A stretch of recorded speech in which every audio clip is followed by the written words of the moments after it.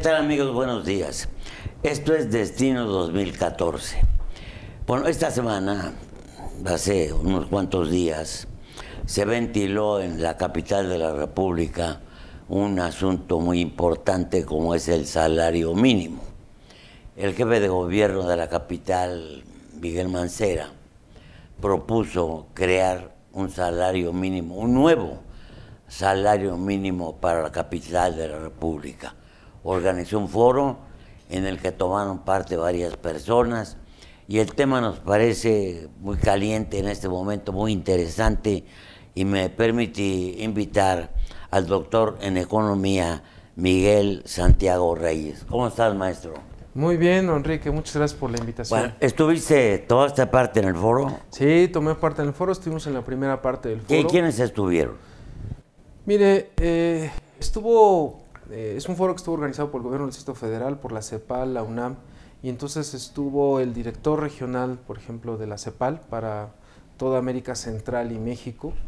De hecho, estuvo casi toda la oficina de CEPAL, porque estuvo, digamos, también el director de todos los asuntos de desarrollo social, el subsecretario adjunto, todo, como que vi a toda la oficina de la CEPAL, pero también había gente, digamos, desde la parte oficial del gobierno federal. Estuvo el presidente de la Comisión Nacional de Salarios Mínimos, que es la instancia encargada de tomar decisiones en relación a los salarios mínimos en México.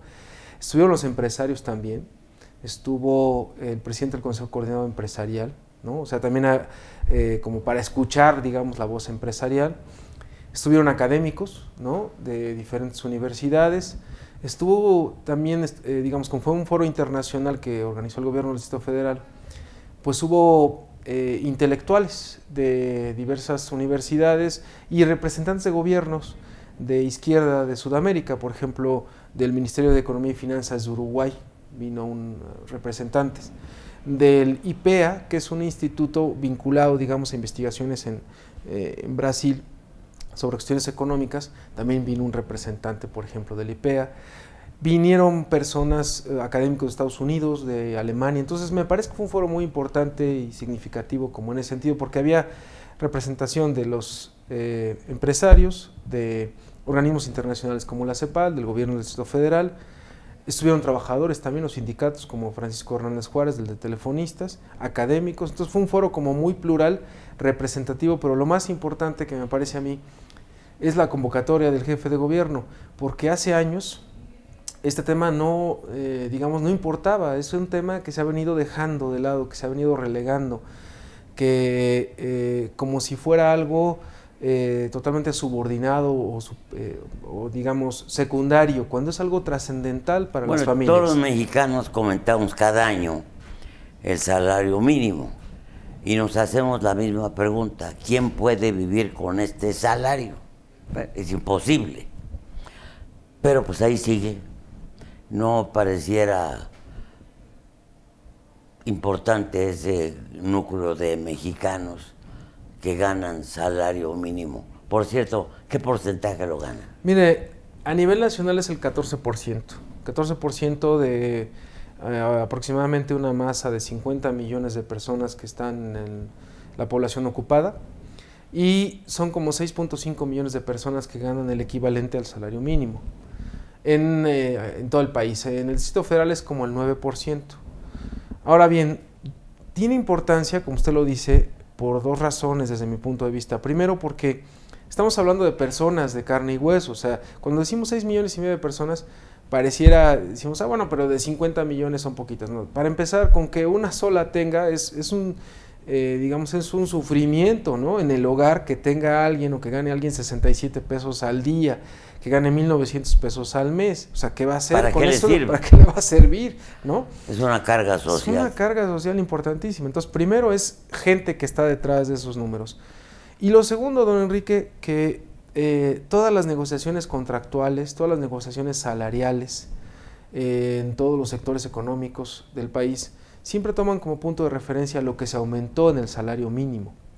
Entonces, si el aumento del salario mínimo fue del 4%, pues los demás también van a tener un aumento aproximadamente del 4%. Es lo que va a ofrecer cada empresa de los diferentes sectores cuando haya negociación contractual o salarial. Entonces, además de haberse convertido ya como en un indicador, le dicen como una unidad de medida, pero para las multas, por ejemplo, ¿no? Para cuestiones administrativas, judiciales, digamos, cuando hay, por ejemplo, una cuestión de divorcio y cuántos salarios mínimos te toca a ti, digamos, como pensión alimenticia, cuando hay una multa porque te paran te pasaste un alto y te para el de tránsito, cuántos salarios mínimos, o sea, es una unidad de medida. Pero además de esa unidad de medida está indexada a todos los demás salarios. Y eso ha hecho que todos los demás salarios, no solamente el mínimo, mire, vengan cayendo de manera paulatina desde los años 80 hasta digamos, a la actualidad. Cuando cayeron más fue en los años 80, que fue la crisis de los 80, su punto más alto había sido el 76, y caen 65% respecto a ese punto alto del 76. En el año 94-95 se acordará la crisis esta del error de diciembre, ahí cayeron en 10% aproximadamente. Fue la más dura. Fue durísima, en un solo año cayó 10%. Esa nos pegó a todos. Nos pegó a todos, ¿no? Y luego viene una caída paulatina de otro 10% aproximadamente desde el 94 hasta la fecha, tomando como referencia el índice de precios al consumidor. Pero todos vienen cayendo. Entonces, los que tienen posgrado, por ejemplo, vienen cayendo sus salarios reales. Los que tienen licenciatura, vienen cayendo sus salarios reales. Voy a poner un ejemplo. Actualmente un trabajador que está en la población ocupada, que tiene licenciatura, gana lo mismo que un trabajador de salario mínimo en 1976. Es decir, producto de esta caída tan abrupta en los salarios, han provocado que nosotros tengamos que estudiar una licenciatura para ganar lo mismo que ganaba un trabajador de salario mínimo en 1976. Si nosotros no hubiéramos perdido poder adquisitivo, el salario debería de ser de 10,800 pesos, imagínese usted, no de 1,900. Entonces, y el de licenciatura, el que tiene, bueno, una calificación de licenciatura gana 10,790. 10,800 pesos es lo que gana. Entonces nos están obligando, ¿no?, a que si no tienes licenciatura, pues no vas a ganar ni el mínimo del 76. Tiene implicaciones muy importantes a nivel familiar. Ahora, antes de ir unos mensajes, te voy a dejar una pregunta. ¿Por qué Mancera toma la determinación de abordar este asunto?